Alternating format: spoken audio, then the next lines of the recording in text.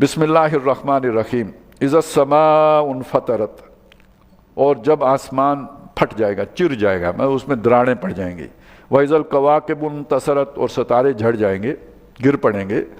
وَإِذَا الْبِحَارُ فُجِّرَتْ، اور جب دریا جو ہیں وہ سمندر ابل پڑیں گے، وہ ابلیں گے۔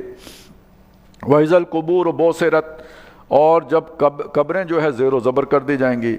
عَلِمَتْ نَفْسٌ مَا قَدَّمَتْ وَأَخَّرَتْ، ہر جان جان لے گی کہ اس نے کس شے کو مقدم کیا تھا اور کس شے کو مؤخر کیا تھا۔ یہ جو ہم نے ابھی پڑھا کہ تم دنیا کو ترجیح دیتے ہو، بل تؤثرون الحیات الدنیا، اور یا یہ کہ وَأَمَّا مَن طَغَىٰ وَآثَرَ الْحَیَاةَ الدُّنْیَا، جس نے طغیانی کی اور دنیا کی زندگی کو ترجیح دی، تو وہاں اس کے سامنے یہ رکھا جائے گا نا، تم نے مقدم دنیا رکھی، آخرت کو تم نے مؤخر کر دیا۔ اور جس نے آخرت کو پیش نظر رکھا، وہ جو ہم نے پڑھا تھا کہ وہ دیکھ وَلْتَنْظُرْ نَفْسٌ مَا قَدَّمَتْ لِغَدٍ، ہر جان دیکھے اس نے اپنے کل کے لیے کیا بھیجا، تو جس نے اس کو مقدم رکھا تو اسے پتہ لگ جائے گا، تو ہر جان کو پتہ لگ جائے گا اس نے مقدم کس کو کیا، مؤخر کس کو کیا، دین کو آگے رکھا، آخرت کو آگے رکھا، یا یہ کہ اس کے مقابلے میں دنیا کو آگے رکھا اور اپنی خواہش اور نفس کو آگے رکھا۔ یہ ہر شخص کو بتا دیا جائے گا۔ یا ایھا الانسان ما غرک بربک الکریم، اے انسان تجھے اپنے کریم رب کے بارے میں کس چیز نے دھوکہ دیا۔ کوئی دھوکہ تو کھایا نا انسان نے، دنیا کی ایک تو متاع ہے، اس کو ہمیشگی کا سمجھا تو بھی دھوکہ کھایا، متاع الحیات الدنیا غرور تھا، ایک دھوکہ تھا، وہ نہیں سمجھ سکا تو دھوکہ کھا گیا۔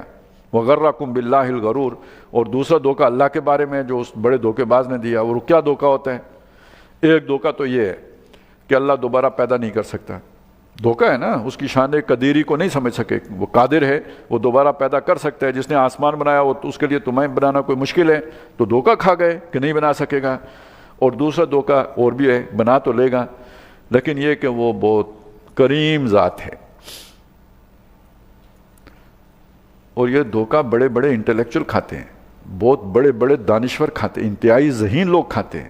یہ عام آدمی یہ دھوکہ نہیں کھاتا، یہ بڑا خاص الخاص دھوکہ ہے کہ وہ بہت کریم ہے، بہت رحیم ہے، بہت شفیق ہے، بہت ودود ہے، وہ ماں سے 70 گنا زیادہ محبت کرتا ہے۔ بھلا ماں کسی بچے کو آگ میں ڈال سکتی ہے؟ تو جو 70 گنا زیادہ محبت کرنے والا ہے وہ کیسے اپنے بندے کو آگ میں ڈالے گا، اپنی مخلوق کو آگ میں ڈالے گا؟ تو پھر یہ سارا کیا ہے؟ ماں بھی تو ڈراتی رہتی ہے نا، یہ کروں گی، وہ کروں گی، باپ کو بتا دوں گی، لیکن ماں بتاتی تو نہیں ہے نا۔ تو بس اللہ نے نبی بھیج کے ڈرایا ہو رہا ہے، باقی اللہ کہے گا تو کچھ بھی نہیں کہہ سکتا ہی نہیں، اتنا شفیق ہستی۔ تو وہ دھوکہ کھا گیا نا بندہ۔ کیا دھوکہ کھایا؟ رحیم ہے کہ نہیں ہے؟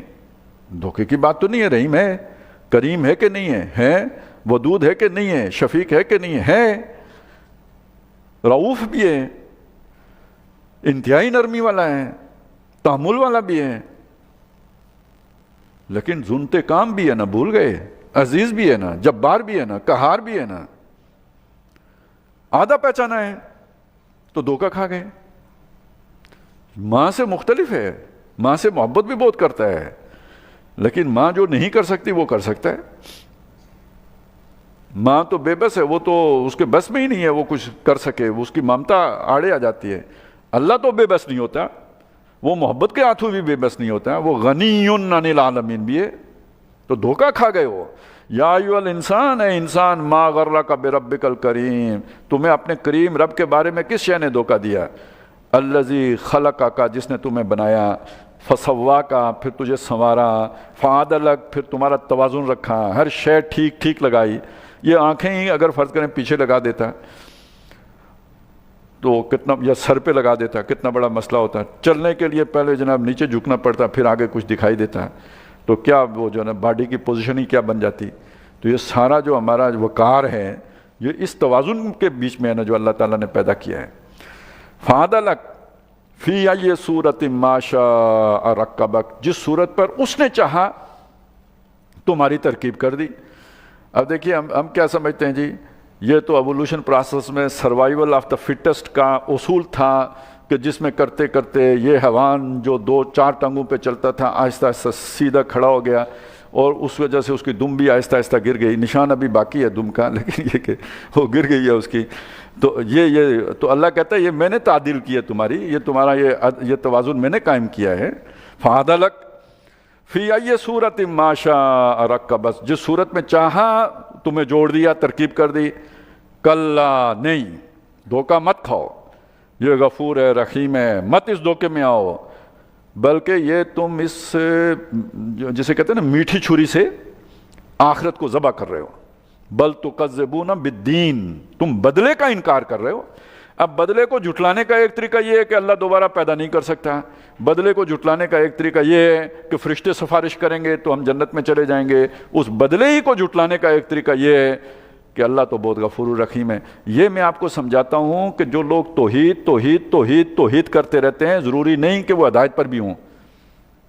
یہ ساری گمراہی جو ہے نا توحید کے ذریعے ہی آ رہی ہے. توحید میں بھی الہاد چھپا ہوتا ہے، نہیں تو یہ وحدت الوجود والے بھی تو سارا توحید ہی کا درس دیتے پھرتے ہوتے ہیں. یہ جو اکبر نے کہا تھا جی یہ نیا دین آئے گا تو سارے لوگ وحدت ادیان کا تصور جو اکبر لے کے آیا تھا، پیچھے توحید ہی تھی نا، وحدت الوجود تھا پیچھے. توحید کی سب سے اعلیٰ ترین فارم جو ہوتی ہے. تو اب وہ اسے جب آپ اس چیز کو ذہن میں رکھیں کہ توحید ضروری نہیں ہے کہ وہی ایک مکمل پیکج ہو، اللہ کی شریعت کے ساتھ وہ مکمل پیکج بنتا ہے. جب اس کا انکار ہو رہا ہو، بے شک توحید کے ذریعے ہو رہا ہو، تو وہ توحید بھی اس الہاد کا باعث بنتی ہے. تو یہاں وہی بات ہے کہ تم نے اللہ کو تو مانا ہے، غفور ہے، رحیم ہے، ٹھیک مانا ہے، لیکن یہ کہ اگر وہ اللہ کی ان صفات ہی کے ذریعے سے تم نے اللہ کے عدل کا انکار کر دیا ہے تو یہ توحید در حقیقت الہاد کی صورت ہے. بل تکذبون بالدین، تم اس رستے سے، چالاکی یاری مکاری سے یا دھوکے اور فریب سے آخرت کا انکار کرتے ہو، جزا سزا کا انکار کرتے ہو. لیکن سوچو وَإِنَّ عَلَيْكُمْ لَحَافِظِينَ، تمہارے اوپر 2 نگران ہیں، یہ کرامن کاتبین جو ہیں، جو عزت والے ہیں. کوئی وہ عام کوئی جو ہے نا منشی نہیں ہے، قابل اکرام قابل عزت ہیں اور لکھتے جاتے ہیں. یعلمون ما تفعلون، جو تم کرتے ہو وہ جانتے ہیں. تو یہ سب فضول اللہ نے یہ سارا انتظام کیا ہے. یہ سارا جو ریکارڈ مینٹین ہو رہا ہے یہ بیکار ہے، عبث ہے. کیا اللہ کوئی کام خام خواہ کرتا ہے؟ اس کا نتیجہ یاد رکھو، یہ نکل کے رہے گا. کیا؟ ان الابرار لفی نعیم، نیکوکار نعمتوں میں ہوں گے. وَإِنَّ الْفُجَّارَ لَفِي جَحِيمٍ، اور جو ڈھیٹ ہیں، مکار ہیں، فریبی ہیں، وہ دوزخ میں ہوں گے. یصلونہا یوم الدین، اس بدلے کے دن اس میں داخل ہوں گے. وما ہم عنہا بغائبین، وہاں سے کہیں غائب نہیں ہو سکیں گے، بھاگ نہیں سکیں گے. وما ادراک ما یوم الدین، اور تمہیں کیا معلوم یہ بدلے کا دن کیا بلا ہے.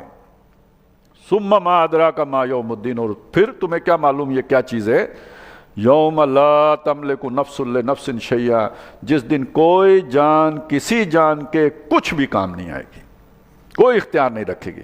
والامر یومئذ للہ، امر اس دن کل کا کل اللہ کے ہاتھ میں ہوگا. آج کس کے ہاتھ میں ہے؟